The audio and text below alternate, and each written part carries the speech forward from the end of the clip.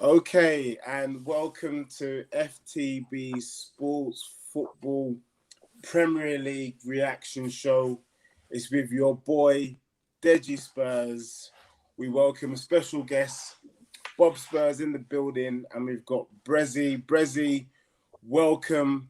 And I just have to say, look, I think we're all feeling it right now, but I want to give you an extra special commendation for actually making it in this space tonight.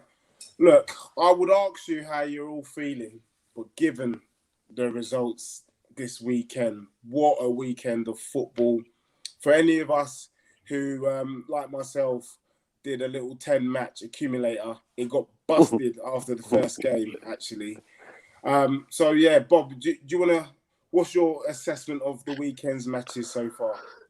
I mean, selfishly, obviously, I'm just going to look at Spurs and the ramifications, what the results had on going into today's game. It was handed on a plate. It was handed on a plate, mate. With Leicester losing and Chelsea having that unlikely result as well. And let's be honest, both Chelsea, Leicester lost by the better team, but Chelsea, it wasn't a fluke result by West Brom. It was they played the game to its T, and it was our chance to go top four. And I hate to say the word, but you know what I'm going to use. It was typical Spursy. We just didn't turn up, and I know we're not concentrating on just one game, but mate, that's a show and a half. That is. Yeah, Bobby, I think you took the words right out of my mouth, mate. Spursy there, and I never thought I'd say it. But look, we'll have a chance to kind of dissect and go into the game later. Brezzy, I mean, we saw each other on Friday, fairly quite in a buoyant mood, both yourself and Canners. And I'm just to put it out there, remind everyone about Friday's show. I did stop Brezzy and Canners just before they gave their pre-match prediction to say, look, speak with your head and not with your heart. They went with their heart, and look what happened. Brezzy, what happened? We got slapped 3-0. Simple as. Look, I shouldn't be laughing because we all had a pretty dodgy weekend. So look, let's get into the first game. Bob, you started talking about it as well. You know, Chelsea being thumped 5-2. Brilliant result for West Brom. Just give us your... Again, you kind of touched on it again, that it was deserved from West Brom, but just a little bit more info on that. Well, it was going all according to Chelsea's plan. First, 10, 15, 20 minutes, taking the lead and playing like they have been doing. The sending off, of course, it changed the game. But we all know once you go down to 10 men, it actually is harder to break teams down, especially when you've got a team who have been so solid in defence so far this season. But all credit to West Brom. Like I say, it wasn't 5 fluky goals and goals that were from mistakes and stuff. There were quality finishes. There's two ways of looking at it. Chelsea had an off day and West Brom took their chances. And the other way is if West Brom are capable of doing this, why haven't they been doing this all season? They've got some good players there. There's the Robinsons and defensively, okay, they're a bit dodgy, but they have got a goalkeeper that everyone seems to be bigging up as well, and he made an assist as well. Let's not forget. So no, it was a thoroughly deserved victory from West Brom. Like I say, as a West Brom fan, I'll be overjoyed, but at the same time, I'll be slightly worried. Where's this performance been for the previous 20 odd games? So. But Chelsea got what they deserved. There was a bit of arrogance about them, and West Brom put them right. Yeah, I totally agree with you, Bob. And I think everyone before the game would have been unanimous in thinking Chelsea were going to kind of walk the floor with West Brom, but they turned up. That Pereira guy is someone I think again another quality player, good goals, and deserves to be in the top 6 sides. From Everton upwards, and. I just hope the likes of Spurs will put in. But yeah, I think it was deserved. I think it was out of the blue. Tuchel, first defeat in the Premier League, and it's to West Brom. Can you believe? But fair play, I think for me, more importantly, like you said, it was the opportunity for Spurs to capitalise on the weekend's results. It couldn't have been lined up any better. But So good on West Brom for getting that. But yeah, where was that performance all season? That was the whole point, bringing in Sam Allardyce to kind of do a little lastminute.com fight to the end. But they've left it, a little bit late now. It's a great performance, but it's going to make no difference. West Brom's going down. Brezzy. Bringing you in, Brez. Any comments on any other comments on that? Or we're just glad to see Chelsea get thumped 5-2? Yeah, that's fine by me. Back to some vibe for future. I mean, I work with a Chelsea fan, and he, every day I walk into work and he rubs it in. So first thing Monday morning, I'll be giving it a bit of a rub in myself. Obviously, I can't say too much because obviously we've got 3-0. So I've got to be a bit polite about it. But yeah, no, I mean, it was like I say, it was a good game for West Brom. I think they played good. Like I said, it wasn't just sort of cheap goals. It was some very very brilliant performances from some of their players. And I think Tuchel will now take the Premier League with a little bit more seriousness than what he has done.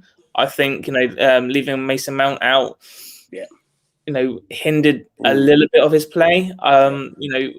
For when he's playing with England, he's been on form. Like I said in my couple of my reviews, Mount and Rice are starters for England. So if he's a starter for England, he needs to be a starter for Chelsea. Obviously, that's my opinion on it all. I think you're spot on. And the last thing that I wanted to say is that I think yesterday's game showed a little chink, a little weakness in Chelsea because, once upon a time, even if they went down to 10 men, against a team like West Brom, you would expect them to kind of bring it over the line. But they capitulated yesterday, and I think it shows a little weakness there that I think other teams will be watching and encouraged, and it'll be interesting to see how they get on in their next game. Well, brilliant then. So we go to Leeds, Sheffield United. Leeds won the game 2-1. I think I predicted 2-0 on the Friday show. I guess to be expected. Yeah, Leeds done it. Slightly tighter than it should have been. I think it was 1-0 at a time. Then they brought it home. Bob, I want to go over to you. What was your view on that match? I mean, one thing you can say about Leeds, they've been consistent performance-wise all season, haven't they? Yeah. I don't think they've had a game where they've been slightly off or not had the intensity. And in the end, it's the intensity they've gotten through yesterday. So, like you say, it's what we all expected. I personally went for 3-1 purely because of the opposition. But, the thing about Leeds, you expect them to beat the smaller teams. You expect them to beat the teams around mid-table and lower down. It's obviously when they come up with a bit of quality, who know how to beat a press, that they tend to fall short a bit. But it's no surprise, mate. It's as it was. But like you said, we were probably expecting a few more goals from Leeds, and Yeah, no, totally. I agree as well. And I don't know. I just feel like there's always one every season, isn't there? It was Sheffield United last season. It was Wolves a couple of seasons before that. It's Leeds this season. Do you think Leeds can keep it running next season? I do like their football, but it's a strange one. They either win or they get beat. It's as simple as, really. I don't think there's any middle ground with the Leeds game. Do you think they can survive playing this style of football in the Premier League? Yeah, I think what they haven't done is changed since last season. While they've always consistently played. Maybe it's a Bielsa thing. Well, it's obviously a Bielsa thing. It's his way or the highway. And the big question was, would his style of play be a success in the Premier? Mate, if Leeds fans are quite happy to be in the Premier League season in season out and finish 15th, 14th, 12th, or just slightly higher, then of course it is. Because, like I say, they'll always get the better of the smaller teams, the teams below them. But I think they'll always, come up short against the bigger, better teams who know how to beat a press. So, I think they'll be fine, mate. It's a case of how much they invest and go to that next step. Yeah. So, 100%. And I think that they can crown it as a successful season. I mean, there's of course, fans at Ellen Road, and they've been able to kind of play at this intensity. Something tells me they probably would have been a lot higher in the league because they've lost a few games, quite a lot of games at home. Actually, in fact, they get more of their wins on the road than at home.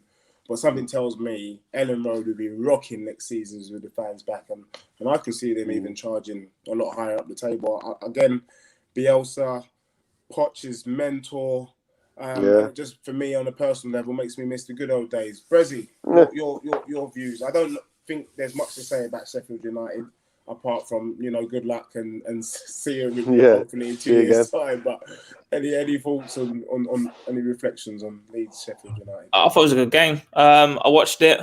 I thought obviously Leeds pretty much controlled most of the game. The problem is with Leeds is that obviously because they press so high, obviously it does give them a bit more vulnerability at the back. And obviously when we had our chat on Friday, I said 2-1, just because of the fact that I just knew that Leeds would play such a high line.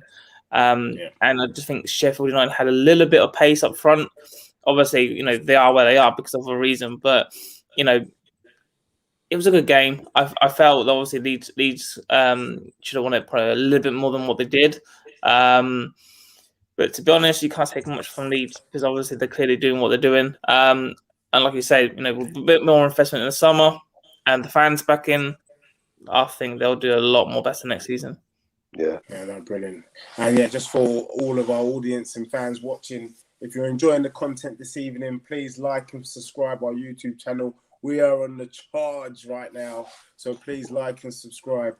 Brezzy, I totally agree, and we'll see what happens next season with Leeds. But good game of football and good result. Could have gone the other way as well at one point. So we got Leicester versus Man City. And for me, I can't lie to you, being a Spurs fan, I watched the game and Man City looked like they were in control from start to finish. Yeah. I think Leicester, they had about a chance where Vardy puts it in the back of the net for offside, though, at the end of the first half. Iniacho had an opportunity.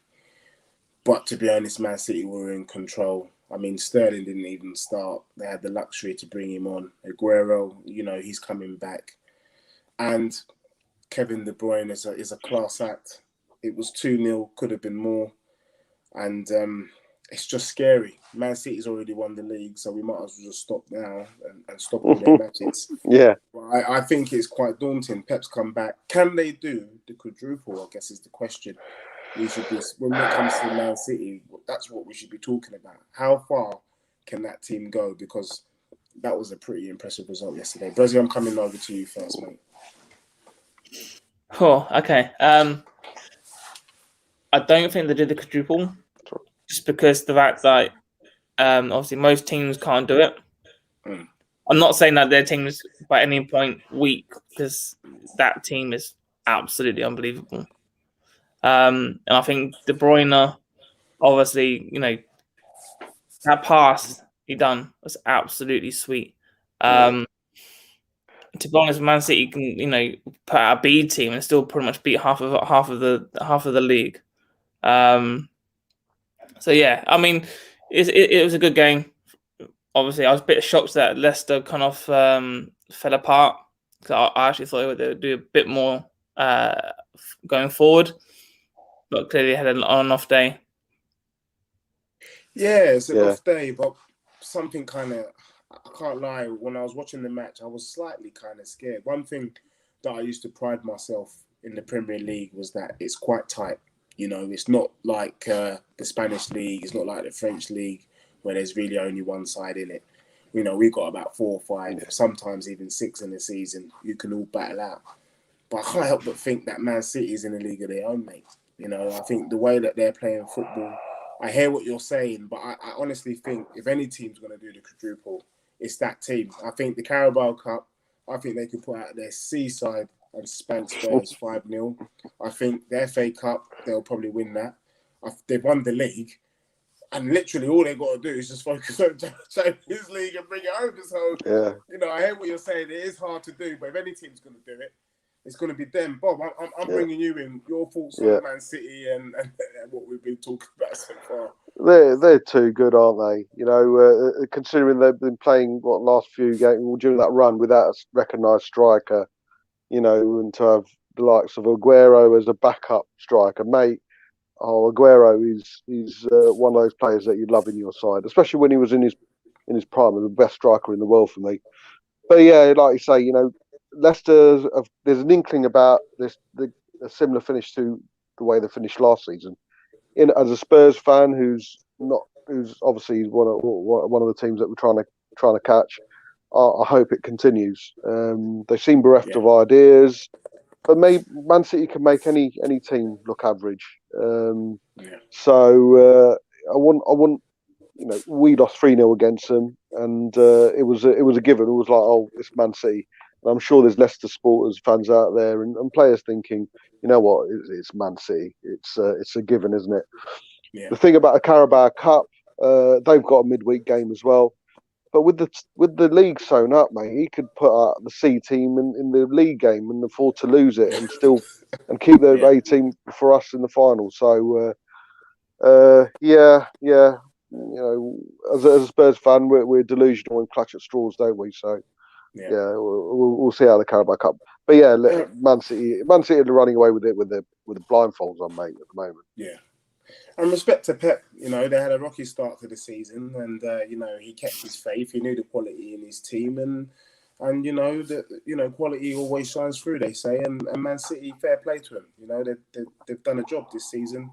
Yep. I think they've only lost 3 games in this topsy-turvy season, and the very next team is United. So, well done to City, and we'll, fingers crossed that we can pull out a rabbit out of the hat kind of trick on that day. But it looks odds on, and with me, I like to do my little predictions for the fans. This is not financial advice, but I wonder what the odds are on Man City doing the quadruple. Do you know what I mean? Because that would be interesting. Getting shorter by the day, aren't they? Yeah, tell me about it. Okay, look, the last game on Saturday was Arsenal-Liverpool. Now, I'm not going to lie. From a personal perspective, I predicted 3-1. 3-0, it should have and could have been more. I mean, Arsenal were absolutely toothless. I was disappointed. And I think for me, I did try and tell the lads, Brezzy, remind you, let's not believe the hype. Spurs were absolutely crap. You got through Olympiacos, and Liverpool should have and could have had more. Yes, could have been 5, could have been 6. Brezzy, I'm going to come to you, mate. Because I can see you're in a lot of pain, so we'll get this out of the way. Was that deserved? That was about the right result? No complaints there? To be honest, no. I think Liverpool should have had a lot more. I think our entire team setup was wrong from the get-go. I think our personnel was pretty much wrong. It's clear that Aubameyang and, like I said, cannot play together. And I think he just looks at it and went, "Oh, it's Liverpool. Let's just throw on as much firepower as possible." To try and get a result. But the problem is the tactics were wrong. We sat back. I mean, Aubameyang, I didn't even hear half of it. No commentator called his name out pretty much for the entire game. He was just, a 10th man. He was sporting a new hairstyle, which was nice.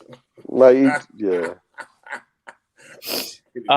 It's thing is that we're paying him £350,000 a week, as our talisman, and yet he can't even, put a performance on the pitch where he needs to run his guts out and actually try and achieve something. Yeah.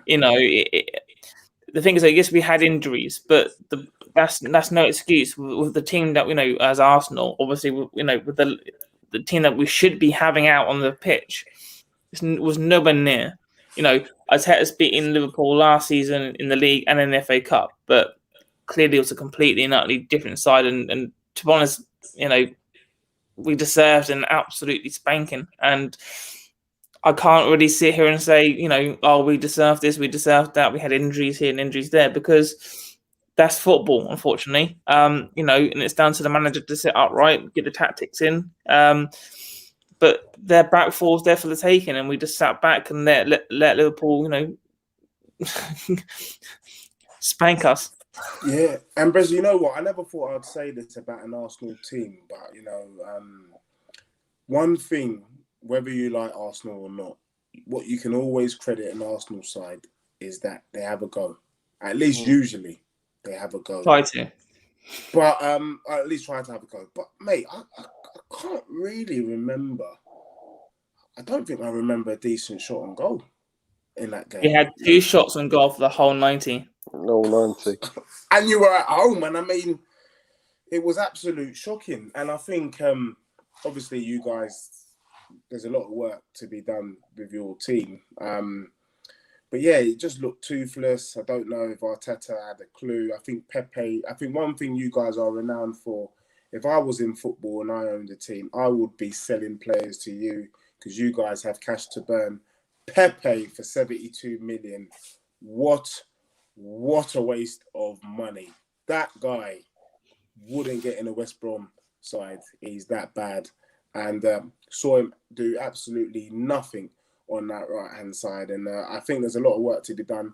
And I think a lot of Arsenal fans, are probably feeling that unless you change at least 5 or 6 of them players, there could be one-way traffic for you guys next season. It could be a terrible time for you guys. Bob, your assessment of the game? I mean,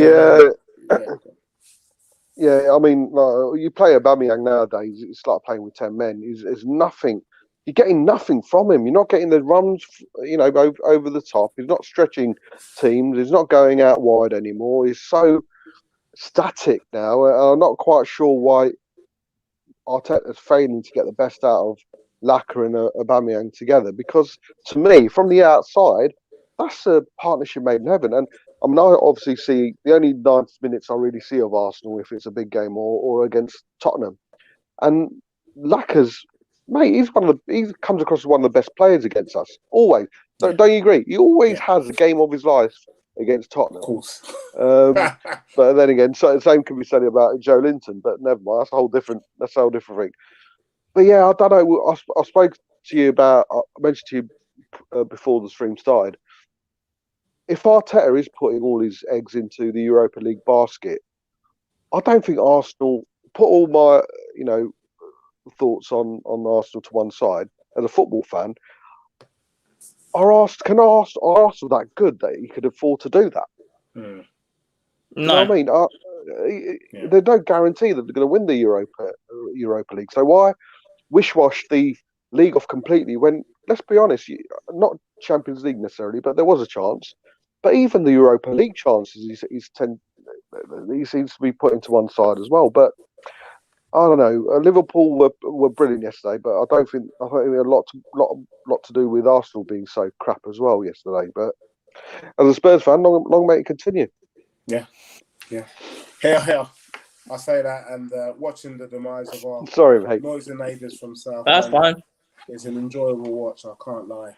Moving on to Sunday then, Southampton Burnley. Yeah. I watched the game this morning. What a game, to be fair.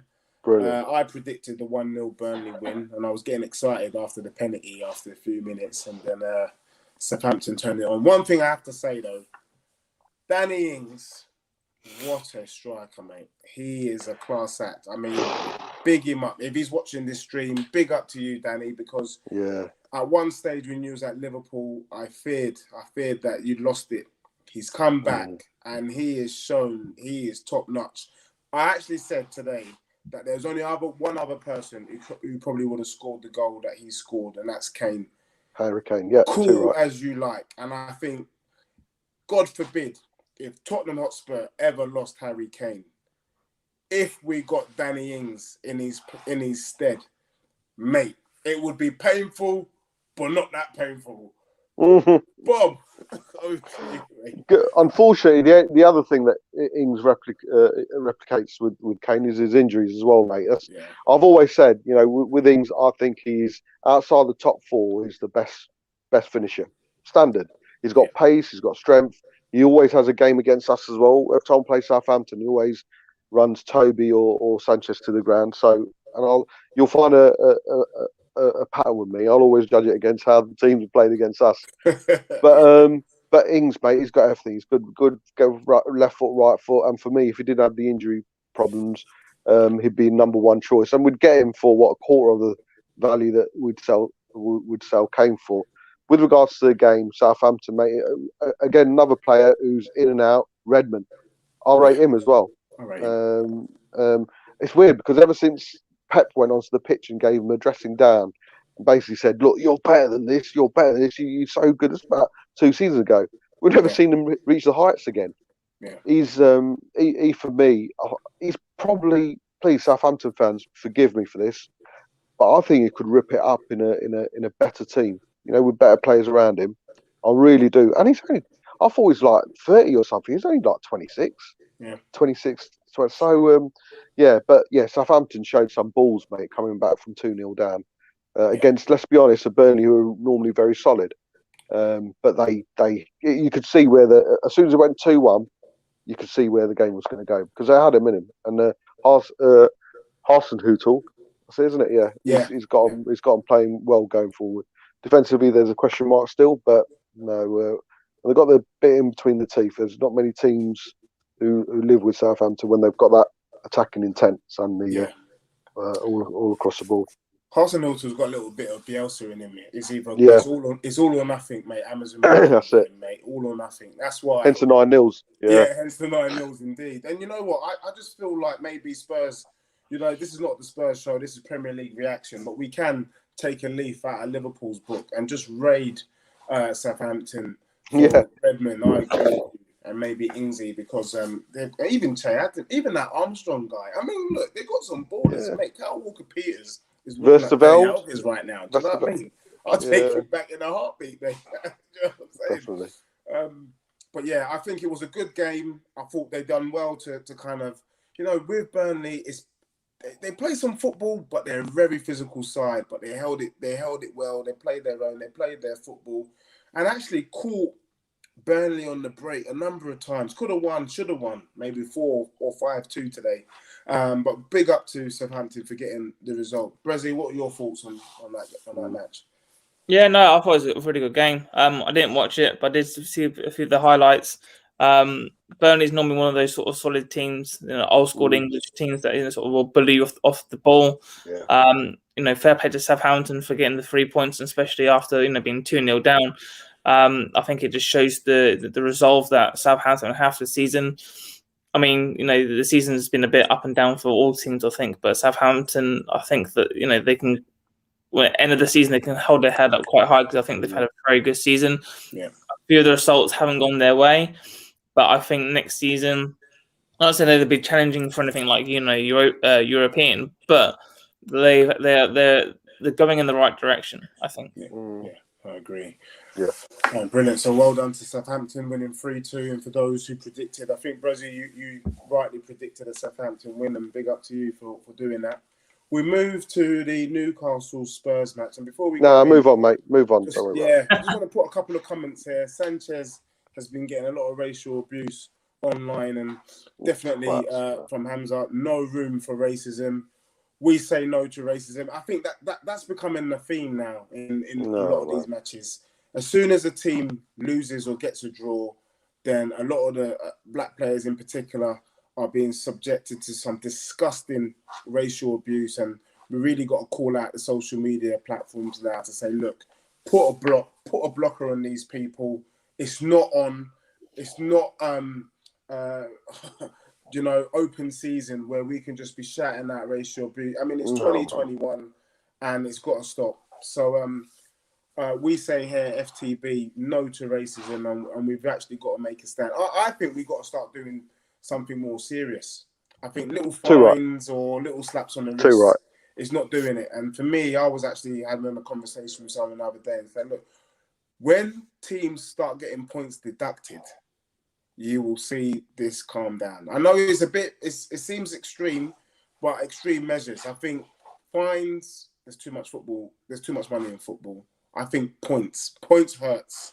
If you know what it's like when you get a point deduction for financial impropriety, then how about some racial abuse that's being suffered? I guess it opens up, is it really an opposition fan? Who is it? Blah, blah, blah. But something needs to be done, Bob. Don't you? Have you heard about that game in Spain today? Yeah. Got called off. Right. Yeah, got called off because one of their players, was it Villarreal or Valencia? One of them, wasn't I think it's Valencia. Yeah. Valencia. One of their players got racially abused and they all walked off. Good on him, That's mate. what it's Good on him. Yeah. good on him. I was just going to say, obviously, like Terry Henry, he came out and said, obviously, he's banning all of his social media until people who obviously control social media start putting it into their contract to say, like, any kind of racism, you're going to be terminated. I think until you start hitting it where the companies make their money from it, nothing's really going to change. I mean, deducting points from teams will be a good shout, and it'll be obviously something to try. But until you sort of kick them off of social media, I think it's always going to be there, unfortunately. Let me ask you before we move on. Sorry, mate. I know we've probably spent too much time, but if I gave you my driving license, right, how long will it take you to credit check me? Be honest. Not long. 30 seconds? 30 seconds? A minute? Yeah. That's it. Seconds. You can credit check someone, know how much money they got, where they live, how long they lived there, what their name is, what the date of birth is. They'll have all that information.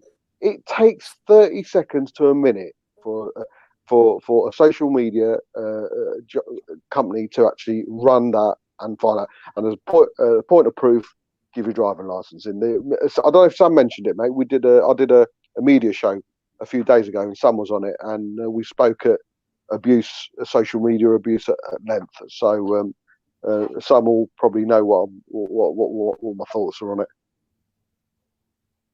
Yeah, no, I agree, Bob. You're right, and for me, I think the power. It goes to what I was thinking as well. It's the powers that be. It just takes me back to the England game, where and I think Danny Rose called it out and said like the 20 grand fine is what he spends on the night out. Do you know what I mean? That's it. I think the higher ups start taking this seriously. This is going to continue, and I think it's good to see the lads talk up. But let's see some teams, Premier League teams, saying, we're not turning up actually, and being led by the captains to say, we're not going to play this weekend. I think then people will start to think and find a solution to this problem, because I think social media is perpetuating it. To be honest with you, it's more and more. They're not helping. Unless they do something, it needs to happen. Look, I watched the game today, the 2-2 draw, and I was absolutely gutted. And I'm not going to lie, I was one of the ones who called out Sanchez to say he's absolutely rubbish in terms of his defending. For me, I don't know if I can blame Jose. I've wanted Jose out from 6 weeks ago. Yeah, I know. But it dawned on me, whereas before I was just blaming Jose, it dawned on me today that we've got crap players, and that Pochettino had been a little Merlin in producing a miracle, getting them lads to Champions League final. Yeah? And what we have done is sold our soul to the devil in order to win the Carabao Cup. That's another story. That's another conversation. But yeah, it was crap. Newcastle's probably the worst team in the league. 17 shots on goal. I mean, that's unheard of. Joe Linton looking like, I don't know, Thierry Henry, mate. Yeah. Thierry Henry. Do you know what I mean? It was absolutely... Well, but I've got nothing to say apart from I am ashamed to be a Spurs fan, and I don't trust this team. We got United and Everton next, and I predict defeats, and I think we're going to end up finishing maybe 9th with nothing this season. But yeah, I can't lie, I'm bitterly disappointed, but I don't know who to blame. I don't know if it's Levy, I don't know if it's Jose, I don't know if it's the players, but it's not working. Bob, over to you. I've always said I've been consistent with that. I'm not Jose in or Jose out. I'm Tottenham in. I don't care who's in charge. I don't care about. I want success on the pitch. I'm Tottenham in. I want the players to fight for their badge. I want the players to love Tottenham the way I do. You do. I wouldn't say what Grez does, but obviously not. But the way we do, mate. Jose's first press conference, and one of the first lines he said when he came in, "I'm not here to change anything what Poch has done. I'm looking to build upon what Poch has left so far." Mate, he's taken us the other way around. He's declined. He has declined. We're on a decline under Jose, and it's all very well. We were top of the league. We had the best. Jose was absolutely. He said it's the best transfer summer he's ever had. He's got 7 players. He cannot fault the board. Now he's putting those players is chucking those players under the bus because they're not doing as he's listening. If I've got a 6-year-old, I've got other kids as well, but he's my favourite. So I've got a 6-year-old, right? And if I tell him if I tell him to do something once and he doesn't do it, I think, right, he's 6 years old, I'll let him get away with it. I ask him again to do something and he doesn't do it. I'm thinking, right, you watch him, mate. You're in trouble if you do it again. If I tell him to do, if I tell him not to do it the third time and he still does it, I need to start questioning myself and thinking, what am I not getting across to him? Am I not telling him the right information, or doesn't he just believe me that I'm telling him what to do? And there is no way Jose's going to sit back and question himself. You know, people are going, oh yeah, he's running up and down the pitch shouting, push, push, push. Mate, you can tell a dog to do that, right? It's whatever he's saying is quite clearly not getting through to the players. And you talk about the players, I know what you're saying, but if you ask me, Lloris, Toby are good enough to get into any top 4 squad, not team, squad. And Reguilon, Ndombele, Pierre, Kane, Sonny, Lucas to an extent, and Bale could get into any top 4 club for me. They would get into any top 4 club. So the players are good enough, but they're being managed by a manager who for some reason or another, and it might not be his fault. The players are probably just not getting his tactics. But yeah, I'm at a loss. I can't talk about statistics or tactical analysis about today's game because I didn't see a formation. I didn't see any sort of strategy today. It was a bunch of players put together and said, "Here, kick a ball, try and score a goal." The only 2 players who get away with it are probably Kane and to an extent Lloris, and probably Lucas as well. And yet he took him off. Lucas has been our best number 10 this season. He's been our number 10. For 90% of the first half, he was out on the left. And then bring Lamella on, who we have to wait every 5 years for him to do a Rabona and live off that for another 5 years. Mate, and then push him in the middle. He's going through 3 against 2. He's got a ball on his left, and the best pass he can do is out wide, but he's not going to use his right, is he? So this is a stat, right? Before I finish, this is a stat. He's not made one important, something pass, a clever pass or killer ball. He's not made one this season. He's not made one this season, and he's with his right foot. And he's also got the clause in his contract. As soon as he hits 20 goals, Roma get a bonus. Mate, they've been waiting 8 years for a bonus. 8 years. Bob, no, fair play, Bob. And no, I think for me, it's not good enough. I kind of agree with you. 15 mil for Mourinho. He's on the same money as Pep. And it looks like the team that could defend, it's just been unravelled. And I can't understand what they are doing on the training pitch to look so clueless. I mean, I saw the trailer for Space Jam 2 this morning, and that could have been the Spurs players, to be honest, lost in space. But yeah, something isn't right. No, you're Bob. Look, I can't add to it. I think you're absolutely spot on. Just before I bring you in, Brezzy, I'll just see a comment from Jason here. No personal digs at you, Brezzy, but he said, could the same be said for Arsenal, though? And could the manager's ideas not being understood by the players? Brezzy, is that? Do you think that's the case? Do you think both Arsenal and Spurs, the players just don't understand? Are they old school? What's going on, mate? Are they privileged? 350 grand a week. That for Aubameyang would rather put a picture up of him and his Lambo at a petrol station than play football. I mean, what's going on? I agree. As in the fact that he's getting paid stupid amount of money to pretty much be on the pitch but don't do anything. I think Mikel is trying to play such a tactic formation or tactic game that I don't think he has the quality that he needs to get it out of them. I can't really comment too much on Spurs because obviously I don't really know certain formations and certain things with Mourinho. Obviously, there isn't any, mate. You're fine. There isn't any. But I watched Mourinho at United, and I saw how that went, and The only thing I can say about Mourinho's is maybe his tactics a bit too old school. That's the only thing I can say, because obviously with Arsene Wenger, obviously to his later stages, obviously it was the same formation, same tactics, same players. The younger managers pretty much know how they're going to set up, what formation they're going to do, pretty much know exactly how to counter attack, and we pretty much got wiped half the season. Perhaps that may be an issue. Obviously, without obviously digging into analysis, but I did think that your front three would at least get you over the line with Newcastle, especially with Son, Kane, and Bale.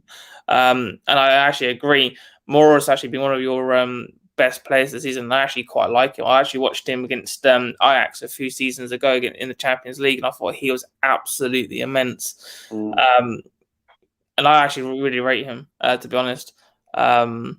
It's pretty much hard for me to say that after the weekend. So I'll move on after that. No, cheers. And you know what? I'm going to be real quickly, and we'll move on. We've got 2 more games. I never really been a big fan of Moira, I'm not going to lie. But him playing in that number 10, he's actually done well. I think for me, I think in football, you can have an idea of the way you like to play. But more importantly, you got to look at your squad. That's the whole point of having time to work out. Can this squad play this game? I was having a chat with a Spurs friend of mine the other day. You need the likes of Declan Rice in our midfield. That type of player, if you want to play the Mourinho way. We don't have a Declan Rice. Yeah, we don't have a Mikel Antonio. We don't have, I don't want to be naming West Ham players, but, there's a certain type of personnel. He likes them big and strong. He doesn't want flair players. To play that game, you need like a Carvalho, Nemanja Matic, a Vidic. These type of big, strong lads. That's not Spurs. And I think Mourinho just doesn't know what to do with all that quality. And it needs a new age manager. It needs a Nagelsmann. It needs the Ajax coach. It needs a Brendan Rodgers, dare I say. That's even Scotty Parker, mate. He's got them Fulham lads, albeit that's the next game we're going to talk about. Generally speaking, he's taken some real average players, championship players, and he's got them out playing most teams in the league apart from today. And that moves us nicely on to the Aston Villa Fulham game. 3-1 Villa. My cousin's a diehard Villa fan, and he's absolutely jumping and hitting the roof right now. I'm actually pretty disappointed that that Fulham didn't turn up, and Villa managed to find a way of winning without Jack Grealish on the pitch. Yeah. What the hell happened there, Brezzy? Tell us what happened. Well, I think obviously from last season, obviously they've improved in certain areas that they need to, especially in the goalkeeping area. With Martinez, he was a good goalkeeper for Arsenal. I just thought obviously with the whole Leno and Martinez number 1 situation, he had to leave.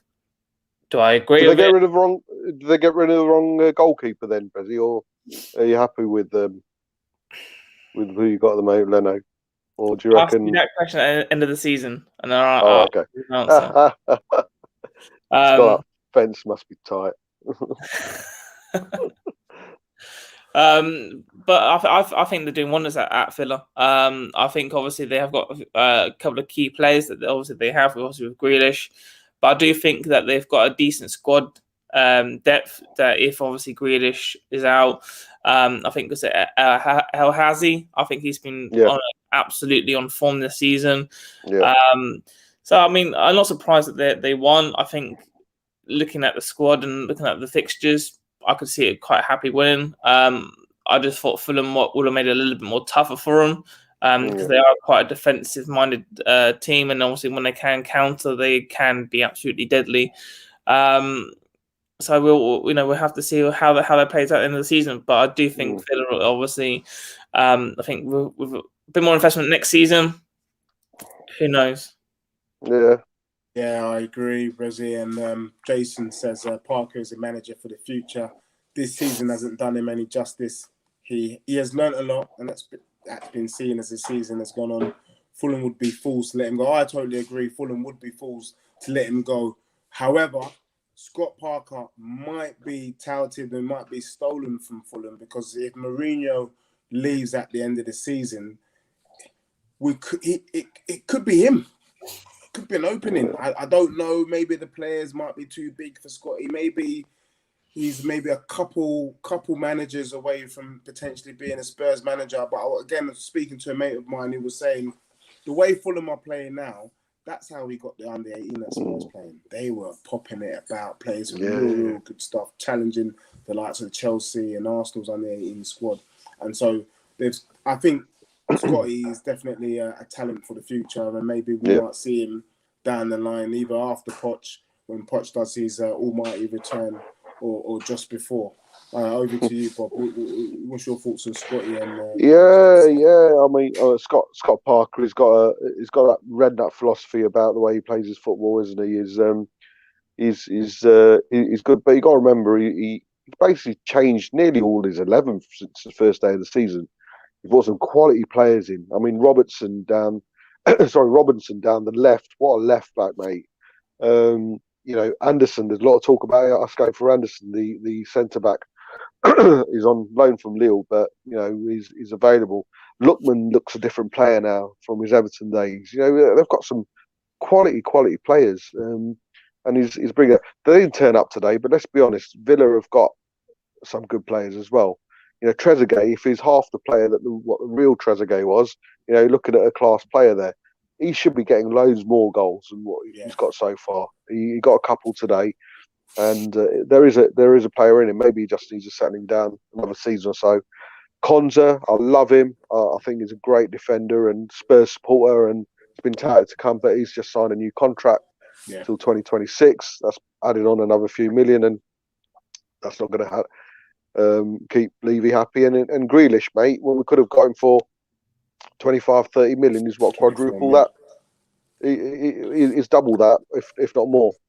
Right. So a great Villa for the 1-0 down with 10-12 minutes to go, weren't they? So he doesn't surprise me. And Fulham, I really want them to stay up because of Parker.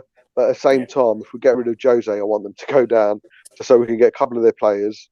Now, with regards to if he's big enough for some of the players there, I think because his mindset is a bit more in date, I think they'll probably accept that with open arms.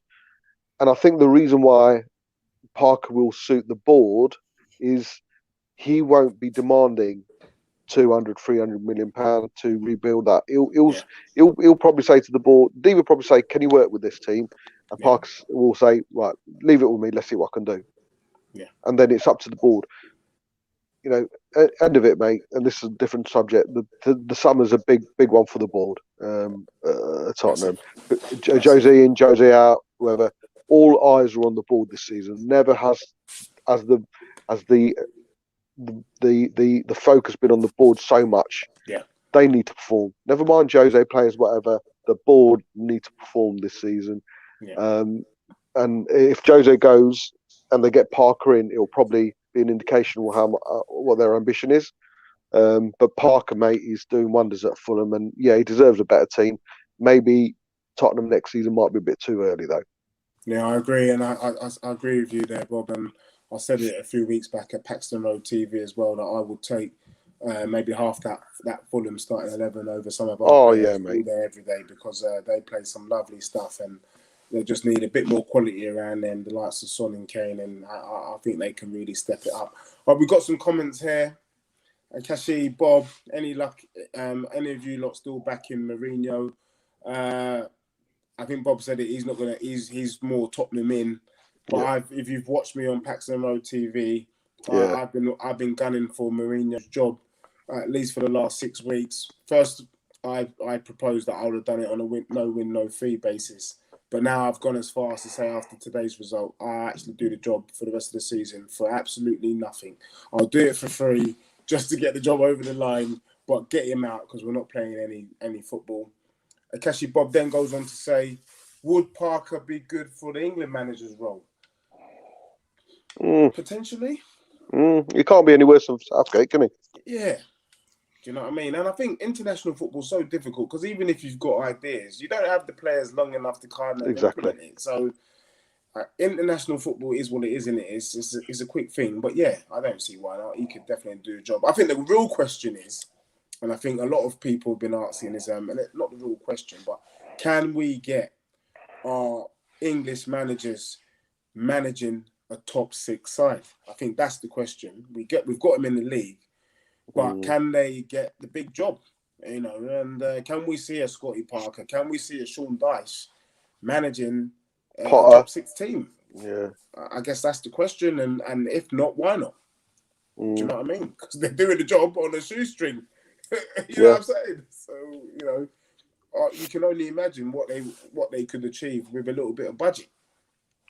It's us fans as well who's fickle as well, mate. You know, with say I love what Brighton play, but because it's Graham Potter and not Gilberto Potterizza, you know, you don't want him at Tottenham, and it's the inbuilt mindset of a fan as well. Because he's English, he's not good enough for Tottenham. But like I say, if it was, I mean, for example, Nuno, he's doing a worse job than Wolves. Yeah, he's doing a worse job than it's been his worst season under Wolves. But if it came down to the likes of Scotty Parker, Graham Potter, Sean Dyche, and Nuno, I'll be taking Nuno every day. Yeah, of course. Maybe it's a beard thing, or I don't know, but. It's that I don't know. Continental look. Yeah. That's it, mate. Yeah. Brezzy? Yeah, no. I think you know, more England managers should be, you know, getting into the top 6. Especially like Sean Dyche and you know, obviously Potter. I mean, if you look at Potter, he went to Norway, went to Odegaard. Yeah, that's it. Odegaard. Yeah, Austin, that's it. Austin. You know, done well up there, going to the European, went to Brighton. He's doing wonders there. You know, and Sean Dyche has been in the Premier League for quite a while. I think, you know, they deserve to go up a bit more. I'm not saying obviously, you know, Spurs or Arsenal, but they should definitely got, you know, like I would say West Ham, but I can't even say West Ham now because obviously Moyes got them flying. But you know, they definitely deserve some their opportunity. I just think, obviously, with the amount of young managers coming into the game now, it's proving a lot more harder than you know it is. Yeah. No, totally agree. And I'm just reading some of the comments we've had. Kessie Bob, get rid of Josie. If not, Levy is a fool. I totally agree. I was saying that Levy was playing Russian roulette. The only reason why Mourinho is still in the job is because we're in the McDonald's Cup final. And even then, we're going to probably lose it anyway. So what was the point in keeping him until then? We've got another comment from Jason. You need trophy managers for England team to succeed. Why not get Rafa in for England? Maybe. I think prior to Gareth's success, I was thinking about this a couple of years back. Our most successful recent manager was actually Sven. Sven, yeah. Do you know what I mean? So there's been an argument there, and in getting someone that's probably won trophies before. But I think let's just be real. I think Southgate's done a brilliant job, but also we've got some quality players in that team, and we've got some good young team, haven't we, mate? Yeah. We need someone who will share that English passion as well. I mean, Sven was good, but mate, my umbrella's got more passion than him. So, you know, we need someone who's English through and through. So, hence the reason I'd go for Parker. I'd have Rafa at Tottenham though. Who? I'd have Rafa at Tottenham though. Yeah. Well, that's what we've got. Rafa. There you go. Yeah. Have him there, because Bob. Do you know what? It's a shout. I think I agree, mate. I think Rafa at Spurs, he would do a great job. I think he would have been a lot more successful. I think he would have guaranteed us top 4, definitely under Rafa. And I think sometimes you know, we get carried away, but he's a brilliant manager, and I think I agree. Rafa at Spurs for sure. Rafa is underrated in the Premier League. It wouldn't surprise me to see him at international level. and winning. Yeah, I totally agree. I don't think he's underrated though, mate. I think people see the qualities in him. That's why I saw an Arsenal fan this morning saying they'd have Rafa there. I don't think he's underrated. Maybe he's not got the jobs that he's probably should be getting. But mate, they'd build a statue at Newcastle for him. He was overachieving at Newcastle. He was, wasn't he? That's what we need. We need someone to come in and overachieve for us. We're 2 steps away now from challenging for the Premier League. Under Poch, we were 1 step away from challenging for the Premier League. Mate, we've gone down a step. Our next step now is to challenge for the top 4. So, but mate, I could go on about Tottenham and Jose. I think it was even worse than that. I think we're back to the early 90s. I think this is Spurs of 8th or 9th in the Premier League. The fact the other teams are so inconsistent, I think it's papered over a lot of cracks. Yeah. If it was a standard season with Chelsea performing how they normally do and Liverpool performing, you're right, mate. We'd be down there. Yeah, that's what frustrates me even more. The fact that even in an inconsistent season, and with a manager who's got 26 trophies behind him on his CV, mate, we're underachieved. We have underachieved with our players, with the manager we've got. The board's a whole different story, a whole different stream. Big time. Even Lampard would be a better England manager than Southgate. Yeah, I think so one day. Even Gerrard could throw him in the mix. Clearly had a good relationship with English players Abraham. Yeah, I totally agree. Look, the Man U fans have been chomping at the bit here, waiting for us to kind of talk about the Man U game this evening. United winning 2-1.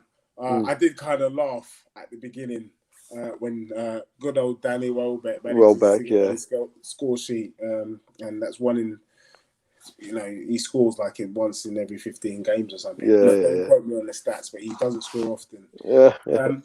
But Man U've done it again. They've got another win. I think they've solidified second in the league. And given that Ollie at the beginning of the season was looking like he was about to lose his job, to kind of turn it around and have them second to this fantastic Man City team. Great job, Ollie. What can we say? And I still think he's not getting the plaudits, actually, for quite an achievement with that team. But good result for them. Rashford on the score sheet. I'd have him at Spurs in the heartbeat, mate, to be honest with you. Definitely. I'd have Danny Welbeck. Yeah. Brezzy, over to you. Score today, Man U going strong. Well, I thought the first half it was all Brighton, pretty much. Obviously, Ollie then changed in the second half, and lucky enough they had Greenwood on the bench to come on, and obviously get the winning goal. And that's why Potter's, he's here for, because obviously what he done in that Aston was the same thing. He was very defence minded, built out from the back, and then not done the counter attack. I think Ollie's getting the most out of the squad that he's got. I do think, he has to have a lot more investment, and I think there's a few players in there that he needs to ship out. Yeah. I'm still surprised that Van der Beek is not even getting a starting, or even being even as a sub. He's pretty much just a bench warmer. It's pretty surprising for me because I watch a bit of Dutch football, and he's absolutely a fantastic player.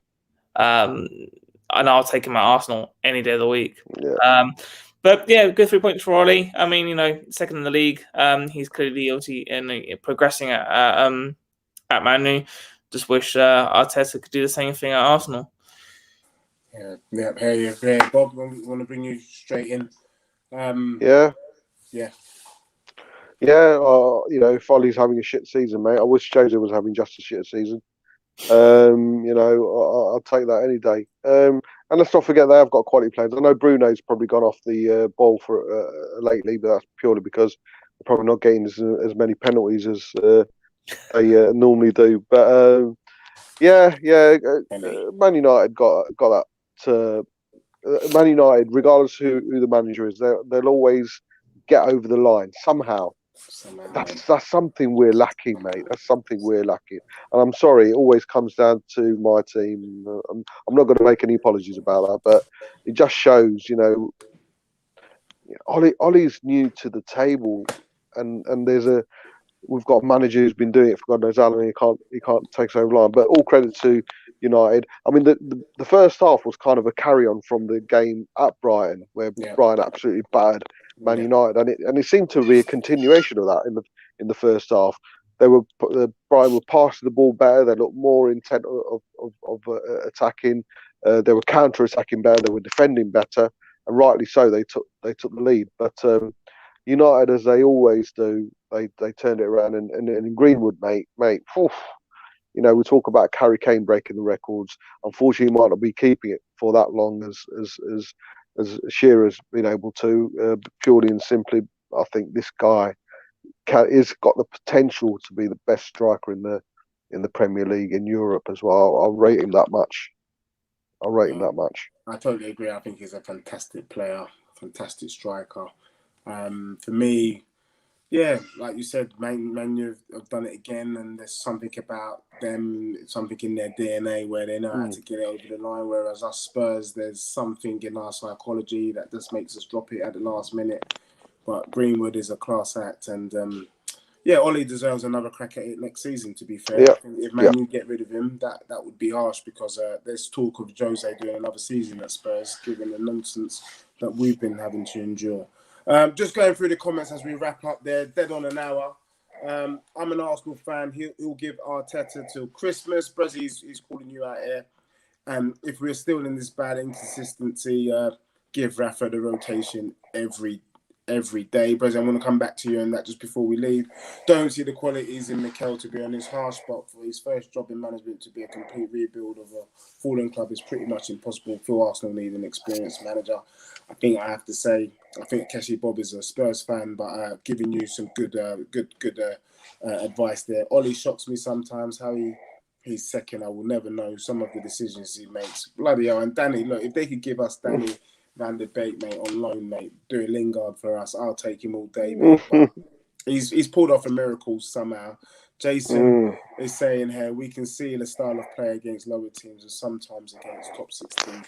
Problem is he isn't aggressive enough against the likes of Liverpool and makes us look bad. I think I can agree. And to be fair, I've seen a few qualities in Arteta's style, but just feel the job is too big for him and will be for over some time. Yeah, I kind of agree. I think they rushed for Arteta. I can't quite understand why Arsenal decided to get him in so soon. They did need an experienced head, but he had a crack at the whip, I guess, and maybe Arsenal will revert to form and bring somebody of pedigree. I think you missed the boat on Ancelotti there, because I sometimes look at Ancelotti on the Everton dugout and something just doesn't look right, and it's Ancelotti. He should not be at a club like Everton. Everton fans, I'm not having a dig, but let's be honest, you guys have won the bloody lottery. Get Ancelotti in.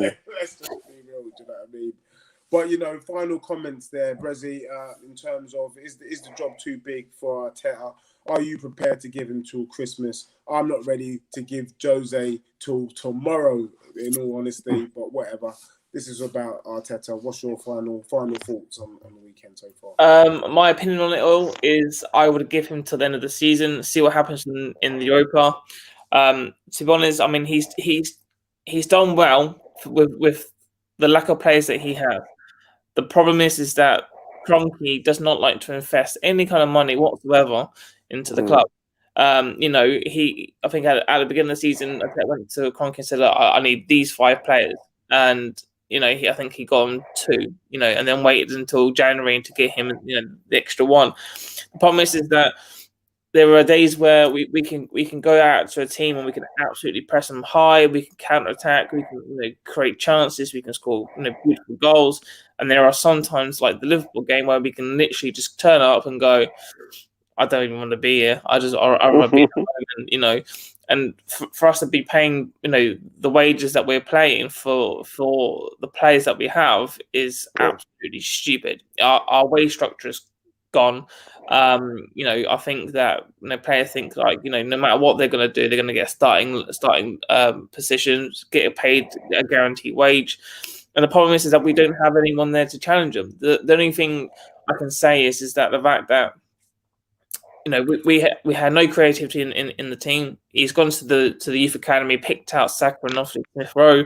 I mean, they were already sniffing about the first team anyway, but kind of give them more of a starting position, and it's worked wonders. And I just think there's a few under 23s that are sort of coming through that I think, I reckon they should be getting some more game time. But I would say I would give them to the end of the season, see what happens. If we lose the Europa and we don't even qualify for the Europa in the league, which looks like that we won't, then it has to go down as a big fail for me. Fair play, Bezzy. Bob, over to you. Final thoughts on Spurs and mate. For me, he has to get top 4, regardless of today's result. Like I say, it's the inconsistencies of the teams above us that I still believe there's little chance. But for Jose to stay in the job, for having any chance of staying in the job, I don't care about the Carabao Cup. The only thing the Carabao Cup win will do for us is bring about a winning mentality, or add a winning mentality. But if we win the Carabao Cup and we finish 8th, 9th, it's not good enough for me. Yeah. We've won 2 Carabao League Cups under ENIC. That's just another one. I don't want to be under an ownership who's seen 3 League Cups under their ownership as a success. If Jose has come in to do what he said he's going to do and progress from a Pochettino team who, let's be honest, consistently finish in the top 4 with our top 3s and top 2 finishes, finishing 6th or 7th isn't progress. I'm sorry, it isn't. He needs Champions League football, and as soon as it becomes mathematically impossible for us to get 4th, he needs to go. Yeah, I totally agree, and I would love to be a fly on the wall in Pochettino's hotel room there in Paris, thinking based on his statement he said a few seasons ago, which is like, you keep talking about the cup, but I really do think the Champions League and being in the top 4 is a lot better. Mate, here we are, 2021. I have to agree with him, mate, because if we win this cup, like Bob says, you might as well buy a cup or a mug from Clinton Factory's card shop. To be honest with you, it's just not good enough. But look, we've done it. We've had there's 2 more matches tomorrow. Can West Ham go marching on in the Premier League? Mate, I really hope they don't get a result tomorrow. And Everton, Crystal Palace, 2 interesting games. Wolves, West Ham, Everton, Crystal Palace. On the Friday preview show, we will be actually pushing the boat out. Unlike other channels, we like to give predictions, and we might actually be sharing with the fans our top 4, predicted top 4 for the season. We might as well push it out from early. Let's see what the guests say. Brezzy, I will see you there. Bob, I will see you there on Friday. Thank you, everyone, for tuning in. It's FTB Sports, and see you next week. All the best and happy Easter. Thanks very much. Come on, you Spurs. Come on, you Spurs.